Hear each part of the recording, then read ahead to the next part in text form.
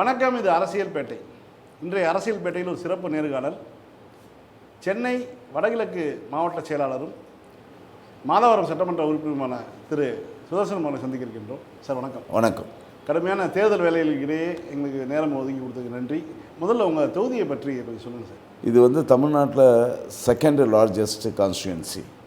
சோழிங்கநல்லூருக்கு அப்புறம் இந்த தொகுதியில் தான் அதிக வாக்காளர்கள் இந்த தொகுதியாக இருந்தது. தமிழ்நாட்டில் 4,95,000 வாக்காளர்கள் இருந்தாங்க.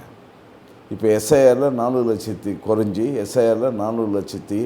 எஸ்ஐஆருக்கு அப்புறம் 4,20,000 வாக்காளர்களாக இப்போ முடிவாகிருக்கு.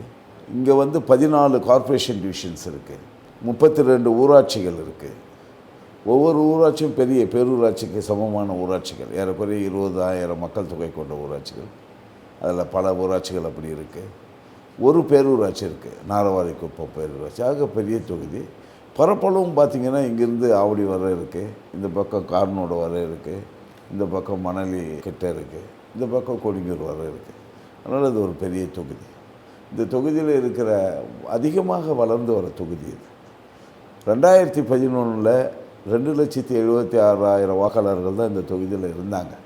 ஆனால் இப்போது 4,20,000 வாக்காளர்கள் இருக்காங்க. 10-15 ஆண்டு காலத்தில் அதிகமாக சோழிங்கநல்லூருக்கு அப்புறம் அதிகமாக வளர்ந்து வர தொகுதி இதுதான். ஆக வாக்காளர்கள் அதிகமாக கூட்டிகிட்டு போகிறாங்க. புதிய குடியிருப்புலாம் வந்தவொன்னே இருக்குது. அது மட்டும் இல்லாத நிறைய அப்பார்ட்மெண்ட்ஸ், பெரிய அளவில் மல்டி ஸ்டோரி பில்டிங் வெர்டிக்கலாக போய்கிட்டு இருக்குது. நிறைய கட்டிடங்கள்லாம் வந்திருக்கு. அது குடியேறவங்க சென்னையிலேருந்து 0 பாயிண்ட்லேருந்து 11வது கிலோமீட்டரில் இருக்குது என்னுடைய தொகுதி தொடங்குது. அதனால் சென்னைக்கு அருகாமையில் உள்ள தொகுதியும் கூட. பாதி தொகுதிக்கு திருவள்ளூர் மாவட்ட ஆட்சியர் நிர்வாகத்தில் இருக்குது, மீதி பாதி மாநகராட்சி நிர்வாகத்தில் இருக்குது. ஆகவே மாநகராட்சி நிர்வாகத்தில் இருக்கிற இடங்கள்லாம் எல்லா வித வசதிகளும் பெற்று நல்லபடியாக ரோடு வசதி, பாதாள சாக்கடை. இப்போ நான் ஏற்கனவே கலைஞர் ஆட்சியில் 2009 பாதாள சாக்கடை பண்ணிட்டாங்க. விடுபட்டதெல்லாம் அதிமுக ஆட்சியில் அவங்க ஒன்றுமே கண்டுக்கலை. இப்போது 1410 தெருக்கள் 452 கோடி ஒதுக்கீடு செய்து அந்த பாதாள சாக்கடை திட்டங்கள்லாம் போயிட்டு இருக்குது. பாதுகாக்கப்பட்ட குடிநீரும் அப்போது தலைவர் இப்போ இருக்கிற தலைவர் தளபதியார் அவர்கள் அப்போது துணை முதல்வராக இருக்க சொல்லும், உள்ளாட்சித்துறை அமைச்சராக இருக்க சொல்லும் 55 கோடி ஒதுக்குனாங்க. அது கடந்த 10 ஆண்டு கால அதிமுக ஆட்சியில் அது அப்படியே முடக்கப்பட்டிருந்து இப்போ 2021 நம்ம ஆட்சி வந்ததுக்கப்புறம் அவைகளெல்லாம் சரி செய்யப்பட்டு முழுமையாக 5 டேங்க்கு, பெரிய தொட்டி, நீர்நிலை மேல்நிலை தொட்டிகள், ஏறக்குறைய 92 லட்சம் லிட்டர் கொண்ட தொட்டிகள்லாம் கட்டி முடிக்கப்பட்டு அதிலேருந்து பைப் சிஸ்டம் மூலமாக மக்களுக்கு பாதுகாக்கப்பட்ட குடிநீர் விநியோகிக்கப்பட்டு வருகிறது. ஆக இதெல்லாம் பெரிய அளவில் இருக்குது. அதே போல் ஊராட்சிகள் இருக்குது. ஊராட்சிகள்லாம் கிராம ஊராட்சியெல்லாம் ஊராட்சி ரோடுகள்லாம் இப்போது ஸ்டேட் ஹைவேஸாக மாற்றிருக்கோம். சிங்கிள் ரோடாக இருந்தெல்லாம் டபுள் ரோடாக போட்டிருக்கோம். ஏறக்குறைய போதுமான அளவுக்கு ரோடுகள் போட்டிருக்கோம், எல்லாம் பண்ணியிருக்கோம். பாதி மாநகராட்சியும் பாதி ஊராட்சி பகுதியிலும் கொண்ட ஒரு கலவையாக இருக்கும். அப்போ நீங்கள் மக்களை சந்திக்கும் போது இப்போ விதவிதமான பிரச்சனைகளை சந்திக்கிற மாதிரி இருக்கும். நகரப்பகுதியில் இருக்கிறவங்களுக்கு வேறு விதமான உண்மைதான். இப்போ நகரப்பகுதின்றது கார்ப்பரேஷன், இங்கே இருக்கிற இது கார்ப்பரேஷன் கமிஷனரு, கார்ப்பரேஷன் அஃபிஷியல்ஸ் பார்த்துக்கிறேன். அங்கே இருக்க சொல்ல ஊரகத்துறை மாவட்ட ஆட்சியர், 3 பிடிஓ ஆஃபீஸ் இருக்குது. Villivakkam BDO, Puzhal BDO and Sholavaram BDO 3 இருக்குது. ஒரு பேரூராட்சி இருக்குது. இவங்கெல்லாம் கலந்து எல்லாத்தையும் நிர்வாகம் நடந்துகிட்டு இருக்குது. நானும் எல்லாருக்கிட்ட தொடர்புலேருந்து மக்களுக்கு தேவையான கோரிக்கைகள்லாம் பிரச்சனைகள்லாம் அதிகாரிகளை சந்தித்து கலெக்டரை சந்தித்து அதை கொடுத்துட்ருக்கோம். இங்கே தேவையானதெல்லாம் கார்ப்பரேஷனு எல்லாம் மாவட்ட ஆட்சித்தலைவர், சென்னை மாவட்ட ஆட்சித்தலைவர்லாம் பார்த்து கோரிக்கையெல்லாம் நிறைவேற்றி கொடுத்துட்ருக்கோம். 2016 நீங்கள் 21 வரைக்குமான எதிர்க்கட்சி உறுப்பினராக இருந்தீங்க. ஆமாம். அப்போ மக்கள்கிட்ட நீங்கள் நிறைய கோரிக்கை வந்திருக்கும். ஆனால் அதை செய்ய முடியாத ஒரு சூழலில் இருந்திருப்பீங்க. ஏன்னா எதிர்கட்சிங்கும் போது அன்றைக்கி இருந்த சூழல் எல்லாத்துக்கும் தெரியும்.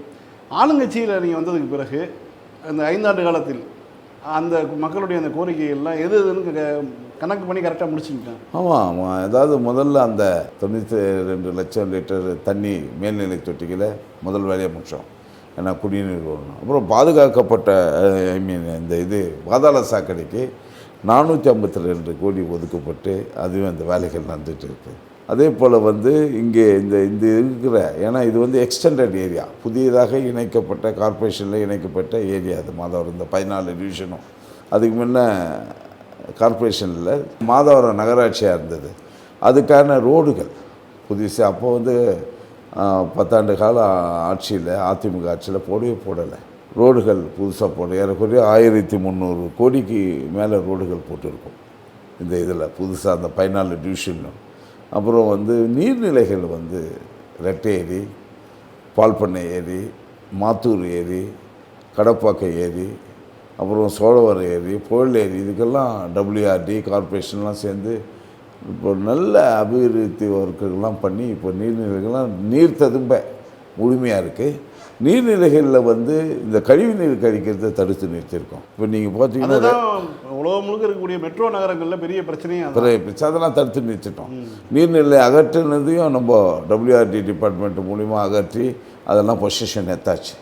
பொசிஷன் வச்சு இப்போ ரெட்டையில் எடுத்திங்கன்னா ஏறக்குறைய ஒரு 30-40 ஏக்கர் மற்றவங்க மீன் வளர்த்துக்கிட்டு இருந்தாங்க, அங்கங்கே பயிரிட்டு இருந்தாங்க, அதெல்லாம் பொசிஷன் எடுத்து ஏரியா கூட சேர்த்தாச்சு. இப்போ அதனால் நீர்நிலை நீங்கள் ரெட்டையடி பார்த்திங்கன்னா இப்போ கூட நீர் முழுமையாக நீர் ததும்பு இருக்கும் கோடை காலத்துலையும். ஆமாம், கோடை காலத்தில் எப்பவுமே அது வடியாது. இப்போ அது ஆழப்படுத்தப்பட்டு இப்போ போட்டு விட்டுருக்கோம். இந்த எலெக்ஷன் கோட் ஆஃப் கான்டக்ட் வர்றதுக்குன்னா அது போட்டிங் தொடங்கியிருக்கோம். அதுக்கான பணிகள் நடக்குது. ஏற்கனவே பால்பண்ணையில் போட்டு விட்டு ஒரு நல்ல பெரிய அளவில் போட்டு பார்க்கலாம். மக்கள் வந்து அது ஒரு சுற்றுலாத்தலமாக வந்து டெய்லி வந்து பார்த்துட்டு போயிருக்காங்க. சுற்றுலாத்துறைக்கு நிறைய பணம் வசூலாகுது. போட்டு வந்து ஏறக்குறைய 40 போட்டு இருக்காங்க. அதனால் மக்கள் வந்து அது ஒரு பொழுதுபோக்கு ஸ்தலமாக இருக்காங்க. ஏன்னா நாங்கள் எங்களுக்கு ஒரு பொழுதுபோக்கு ஸ்தலம்னு போனோம்னா இது தான், பீச்சு தான், அதுக்கப்புறம் கிண்டி பார்க்கு, இது போல் தான், வண்டலூர் ஜூ, அது போல் தான் போக முடியும்.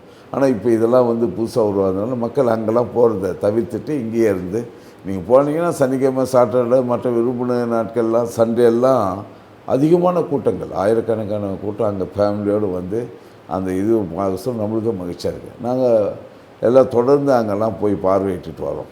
அதனால் மக்களையும் பார்த்து அவங்களுடைய கருத்துக்களை கேட்குறோம். எல்லாமே ரொம்ப மகிழ்ச்சின்னு சொல்கிறாங்க.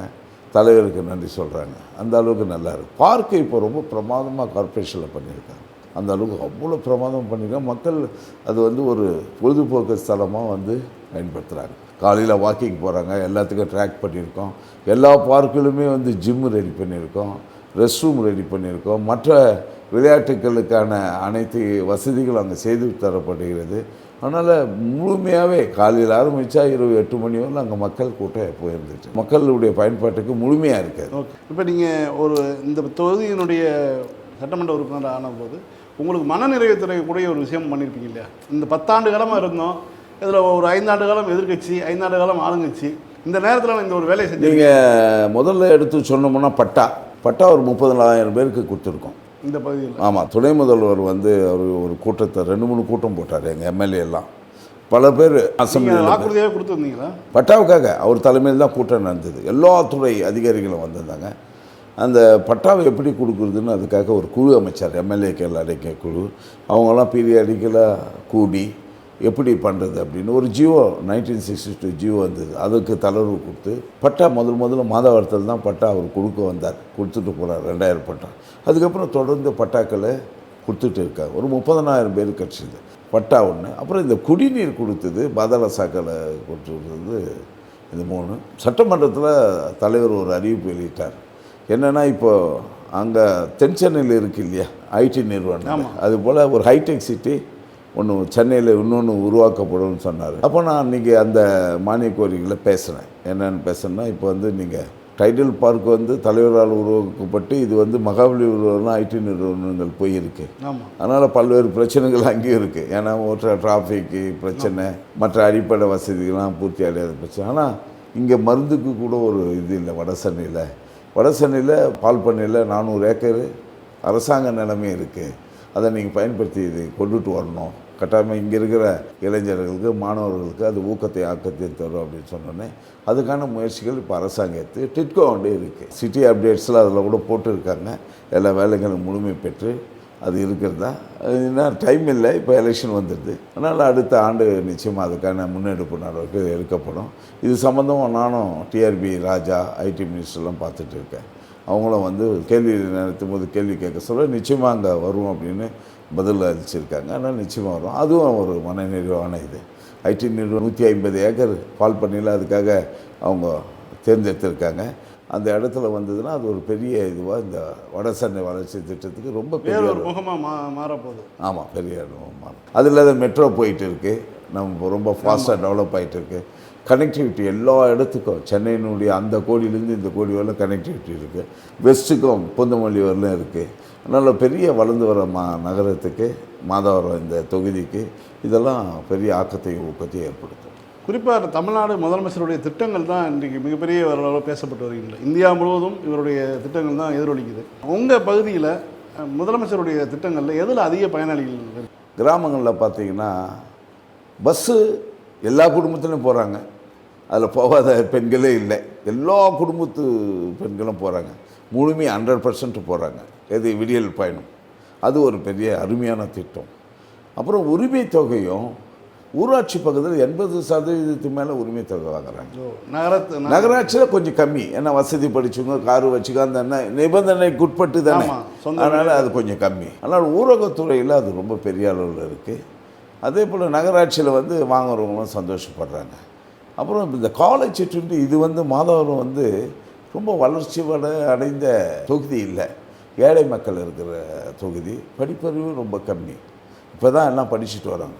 இந்த காலேஜ் சிற்றுண்டி பிரமாதமாக பயன் தருது, மக்களை போய் சென்றடையுது. அதனால் மக்கள் ரொம்ப அதிகமாக நீங்கள் ஆய்வு பண்ணுறீங்க? ஆமாம், நிச்சயமாக ஆய்வு பண்ணுறோம், நிச்சயமாக போகிறோம், ஒவ்வொரு இதுக்கும் போகிறோம். காலேஜ் நாங்களே குழந்தைங்களோட உட்காந்து சாப்பிட்றோம், அதெல்லாம் பண்ணுறோம். தரமான சாப்பாடு வேறு. அதே போல் புதுமை பெண் திட்டம், தமிழ் புதல்வன், இதெல்லாம் இங்கே அரசு பள்ளிகள் தானே அதிகம். இங்கெல்லாம் வந்து தனியார் பள்ளியில் சேர்க்கக்கூடிய அளவுக்கு வசதி வாய்ப்புகள் ரொம்ப கம்மி. அதனால் அதில் வந்து பயன்பெற்றவங்க டாக்டரெலாம் ஆகியிருக்காங்க. அதே நேரத்தில் 7.5% மூலமாக டாக்டரெலாம் ஆகிருக்கிற ஸ்டூடெண்ட்லாம் இருக்காங்க, முடித்தவங்களாம் இருக்காங்க இந்த 5 ஆண்டு காலத்தில். இதெல்லாம் மொத்தமாகவே அது பயன்படுது. அந்த குடும்பங்கள்லாம் ரொம்ப சந்தோஷப்படுது. கல்வி தரம் உயர்ந்திருக்கு. கல்வி அதாவது குடும்பங்களில் படிக்கிற பசங்களுடைய நிலைமையும் உயர்ந்திருக்கு. எல்லாமே உயர்கல்வி படிக்க ஆரம்பிச்சிட்டாங்க. இந்த புதுமை பெண் திட்டம், இந்த தமிழ் புதன் மூலியம் உயர்கல்விக்கு படிக்க ஆரம்பித்தோம். அதனுடைய பலன் நம்மளுக்கு இப்போ தெரியலனாலும் இன்னும் 5 ஆண்டு காலம் 10 ஆண்டு காலத்தில் நம்ம நிச்சயமாக தெரியும். ஏன்னா அவங்க படித்து அவங்களுடைய அறிவு முதிர்ச்சினால் வேலைக்கு சென்று அவங்களுடைய திறமையை அதில் ஸ்கில்லை அவங்க பயன்படுத்தி அதுக்கப்புறம் தமிழ்நாட்டுக்கு தானே அது ஒரு பெரிய, அதனால் மல்டிப்ளை ஆகும், பல மடங்கு பெருகும். கல்வியும் பெருகும், நம்மளுடைய மாநிலத்தில் பொருளாதாரம் பெருகும், வேலைவாய்ப்பு பெருகும். அதனால் இப்படி இருக்குது. என்னுடைய தொகுதியில் தான் மகளிருக்குன்னு ஒரு தொழிற்பேட்டை உருவாக்கப்பட்டது தலைவர் கலைஞர் 2008 ஒரு தொழில்பேட்டையே மகளிர் மட்டும்தான். 785 பேர் இருக்காங்க, எல்லாமே ஓனர் மகளிர் தான். மகளிரே அதெல்லாம் நிர்வகிக்கிறாங்க. 200 பேர் 300 பேருன்னு அந்த வேலையாட்கள் நிர்வாகம் பண்ணுறவங்க மகளிர் தான். அந்த தொழிற்பேட்டை நம்ம வெள்ளானூர் ஊராட்சியில் இருக்குது.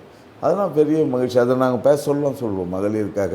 அவங்களெலாம் நான் முதல்வன் திட்டத்துமா அந்த ஸ்கில் டெவலப்மெண்ட்டு ஸ்கீம்லாம் இருக்குது இல்லையா, அதில் யார் வேணால் எந்த தொழில் வேணால் பண்ணி தேர்ந்தெடுத்து பயிற்சிக்கு எடுத்து பண்ணலாம் இல்லையா. வேலைக்கு இது போக வேண்டிய அவசியம் இல்லை, அவங்களே பலருக்கு வேலை கொடுக்க ஒரு நிலையை உருவாக்கிக்கலாம் புத்திசாலியாக இருந்தால். அதெல்லாம் வந்து இதில் பயன்படுறாங்க. அதனால் ஊராட்சி வந்து ஒரு தொகுதி வந்து ஒரு பேக்வேர்டு தொகுதின்றதுனால இதெல்லாம் பெரிய அளவில் பயன்படுது. பொதுவாக இங்கே மக்கள் வந்து எந்த மாதிரியான மக்கள்? அதிகமாக வேலைக்கு செல்லக்கூடிய மக்கள், ஒரு காலத்தில் படிப்பறிவு இல்லாத மக்கள் தான் இருந்தாங்க. அப்புறம் விவசாய தொழிலாளர்கள், விவசாயிகள் அதிகமாக இருந்தாங்க. இப்போ எல்லாமே இங்கே வந்து நிறைய வேர் ஹவுசிங் கம்பெனிலாம் வந்து வேலைக்கு போடுற தொழிலாளிகள் தான். அதனால் ஏழை மக்கள் பேக்வேர்டு ஏரியா தான், அது பொதுவாகவே பேக்வேர்டு ஏரியா தான்.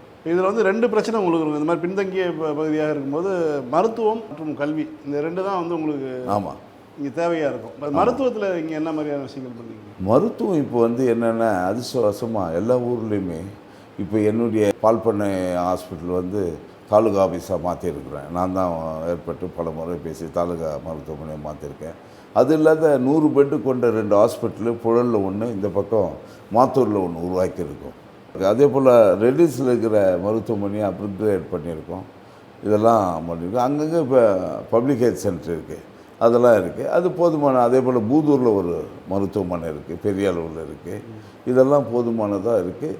மருத்துவத்தை பொறுத்தவரையும் நம்ம தரமான டாக்டர்ஸு இருக்கிறதுனால எல்லா மக்களும் வந்து அரசு மருத்துவமனை பயன்படுத்துகிறாங்க. இப்போ நீங்கள் இன்னொன்று சொல்ல போனீங்கன்னா கர்ப்பிணி பெண்கள் இருக்காங்களே, இப்போ நலங்காக்கும் ஸ்டாலின் ப்ரோக்ராமுக்கு நான் எல்லா ப்ரோக்ராமும் போனேன். இங்கே வந்து 3700 பேர் வந்தாங்க. அதாவது தமிழ்நாட்டிலே முதல்ல எங்கள் கேம்பில் இங்கே தான் Saint ounce arts and science காலேஜில் பண்ணோம். சுகாதாரத்துறை அமைச்சர் மா சுப்பிரமணியம் வந்தார், மாண்புமிகு மா சுப்பிரமணியம் வந்தார். அசந்துட்டோம் நாங்கள் இவ்வளோ கூட்டம் இருக்கேன்னு. அந்த அளவுக்கு வந்தாங்க. ஆனால் பயன்படுத்திக்கிறாங்க, எல்லாம் செக் பண்ணுறாங்க. அங்கேயே ப்ளட் டெஸ்ட் சேர்த்தாங்க, லேபே ஒன்று உருவாக்குனாங்க, அங்கேயே ரிசல்ட்டு சொன்னாங்க. என்னென்ன அவங்களுக்கு தேவை, என்னென்ன வியாதின்னு கண்டுபிடிச்சி அவங்களுக்கு ஃபாலோ அப் ஆக்ஷன் என்னென்னு சொன்னாங்க. அதனால் முழுமையாக அது வந்து மக்களை போய் சேரக்கூடிய ஸ்கீம் தான் அது. ரொம்ப அருமையான ஸ்கீம். எல்லா இடத்துலையுமே மக்கள் கூட்டம் அதிகமாக இருந்தது. எல்லா கேம்புக்கும் போனேன். ஆமாம், கேம்ப் போயிட்டு பார்க்க சொல்ல அசந்துட்டேன் நான். அந்த அளவுக்கு அருமையான செட்டப்பு. அதே மாதிரி தான் இன்னொன்று பண்ணியிருந்தாங்க உங்களோட ஸ்டாலின். அது இங்கே அதுவும் பிரமாதமாக எல்லா ஊராட்சியிலும் மக்கள் யாரும் எதிர்பார்க்கல இப்படி ஒரு திட்டம். ஆமாம், இவ்வளோ ஒரு திட்டத்தை அப்போ எடுத்தாங்க இல்லையா. 30 நாட்களுக்குள் எல்லாம் ஏறக்குறைய 18 துறை 23 துறையெல்லாம் வந்து இதுனாங்க. மக்கள் கொடுத்த ஒவ்வொரு மனு கோரிக்கையும் பதிவு செய்யப்பட்டிருக்கு. முன்னெல்லாம் வந்து காகித அளவில் இருக்கும், உடனே அவங்க மேனுவலாக இருக்கும். இது அவங்க ஏமாற்றவே முடியாது. அது வந்து மக்களுடைய கோரிக்கை அரசாங்கத்தினுடைய பதிவேட்டில் இன்னும் இருக்குது. அவங்க ரிவ்யூ பண்ணுற காலத்தில் எடுக்க சொல்ல எது எதெல்லாம் தீர்க்கப்பட்டு இருக்கிறது, எது எதெல்லாம் தீர்க்கப்படும்னு ஈஸியாக தெரிஞ்சிடும். தீர்க்கப்படாத பிரச்சனைகள் மறுபடியும் கோரிக்கை பண்ண வேண்டிய அவசியமே இல்லை. அதை பார்த்தாலுமே தெரியுது ஏன் இன்னும் தீர்க்கப்படவில்லை என்று கீழ்மட்ட அதிகாரியை கேட்க சொல்ல ஆட்டோமேட்டிக்காக அது தீர்ந்துடுது. எது நெடுகாலமாக தீர்க்கப்பட வேண்டியது, அதிக ஃபண்டு இருக்கிறது, அதெல்லாம் வந்து கொஞ்சம் நாட்கள் ஆகும். ஆனால் மற்ற உடனடியாக தீர்க்கப்பட வேண்டியதுலாம் தீர்க்கப்பட்டு இருக்குது. அதனால் மக்கள் அதிகமாக பயன்பெற்று இருக்காங்க. அதை கண்காணிக்கக்கூடிய அதிகாரிகள் நம்முடைய தலைவர் அவர்கள் நியமிக்க. ஆமாம், டேஷ்போர்டு அவரே எந்தெந்த பிரச்சனை எவ்வளோ தீர்ந்து. அதுவும் அருமையான திட்டம், அதில் ஒன்றும் இது இல்லை. அது வந்து நலம் காக்கும் ஸ்டாலினை விட அதிகமாக நடந்தது. நிறைய ப்ரோக்ராம் எல்லாத்துக்கும் நாங்கள் போனோம். நாங்களாம் வந்து போனோம். எல்லா மக்களுக்கும் வந்து சந்தோஷமாக எங்களால் முடிஞ்சது. அந்த இது மாதிரியான திட்டங்கள், இந்த மாதிரியான நம்ம நீங்கள் தொடர்ந்து சொல்ல தான் ஒன்று நினைவுக்கு வந்து நம்ம 2 பேரும் பேசிகிட்டு இருக்கோம். இதெல்லாம் வந்து தேர்தலில் பிரதிபலிக்குமா? நிச்சயமாக. பயனடைஞ்சவங்கெல்லாம் மக்கள் தானே. அதனால் அவங்களும் அதை பார்ப்பாங்கல்ல, இவ்வளோ பண்ணியிருக்காரு அப்படின்னு. நிச்சயமாக பண்ணோம்ல. ஒன்றுமே பண்ணாத 10 ஆண்டு கால ஆட்சியை விட இது இவ்வளோ பண்ணியிருக்கு. இது போல் திட்டங்கள்லாம் அங்கே இல்லையே. இன்னொன்று சொல்கிறேன், மக்களை தேடி அரசாங்கம்னு ஒரு திட்டம் 13 பண்ணாங்க. அதுக்கெல்லாம் ஓய்வூதியம் கொடுக்குறது எல்லாத்துக்கும் ஆர்டரே கொடுத்தாங்க. ஆனால் ஒன்று கூட ஆர்டர் ஆகும் அந்த ஓய்வூதியம் கொடுக்குறேன். நான் 2016 வந்து எல்லாம் அதை எடுத்துக்கிட்டு வந்துருக்கேன். சட்டமன்றத்தோடு கூட பேசினேன். இது என்ன வந்து இது போலித்தனமாக இருக்குது, இதில் உண்மையே இல்லைன்னு. ஆனால் இங்கே அப்படி இல்லை. மக்களுக்கு பண்ணணும்னு இந்த அரசாங்கம் பண்ணதில்லை. மக்களுக்கு அது என்னென்ன அவங்க கோரிக்கை வச்சாங்களோ அதெல்லாம் போய் சட்டபூர்வமான கோரிக்கைகள் தீர்க்கப்பட்டிருக்குது, மக்களே போய் சேர்ந்துருக்கு. உங்களுடைய அரசியல் பயணத்தை பற்றி சொல்லுங்கள். நீங்கள் திமுக அப்படிங்கிற ஒரு கட்சிக்கு உள்ளே வந்ததுக்கான காரணம் என்ன?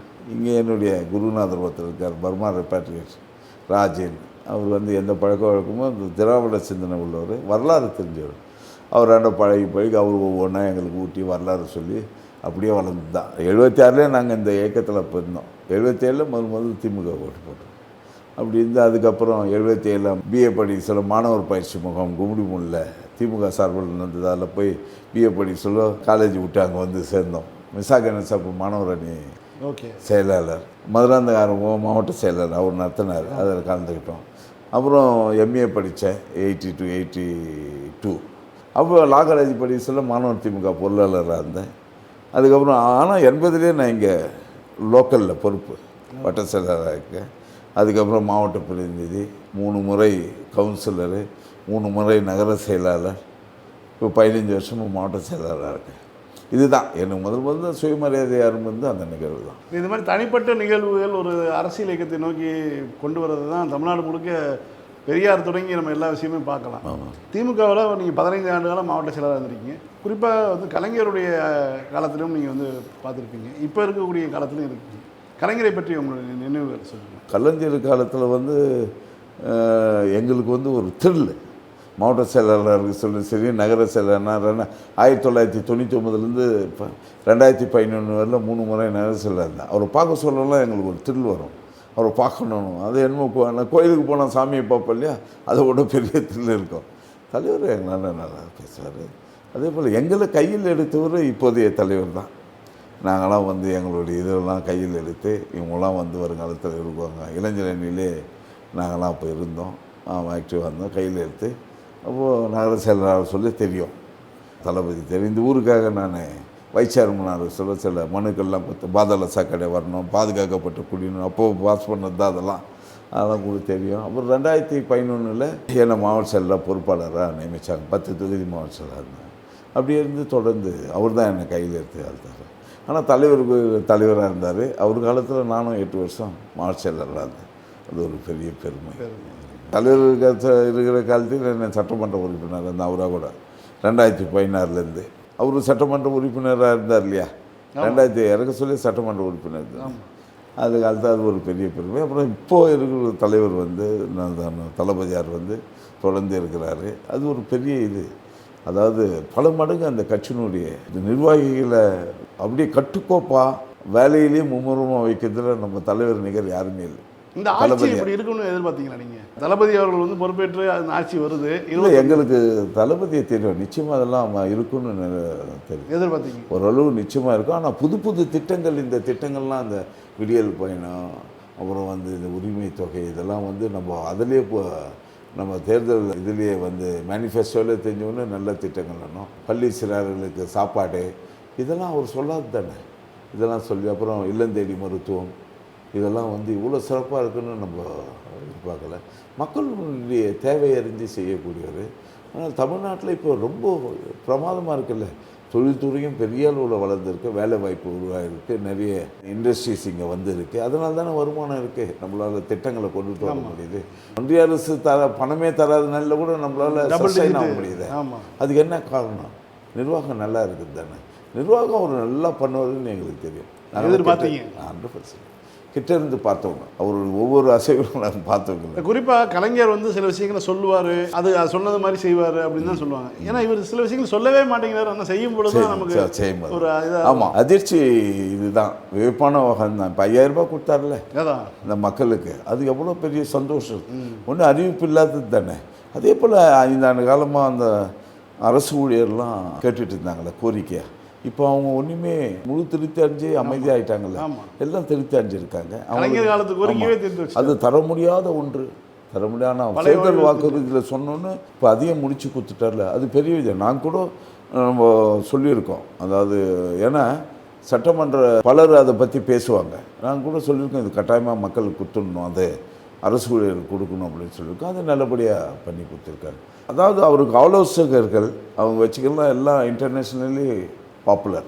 இப்போ நம்ம ரிசர்வ் பேங்க் வங்கி கவர்னராக இருந்தார்ல அவர், இப்போ ஒவ்வொருவரும் பெரிய அளவில் அவங்க ஆலோசனை கேட்டு 11.19 லெவலில் சதவீதம் வளர்ந்துருக்கு.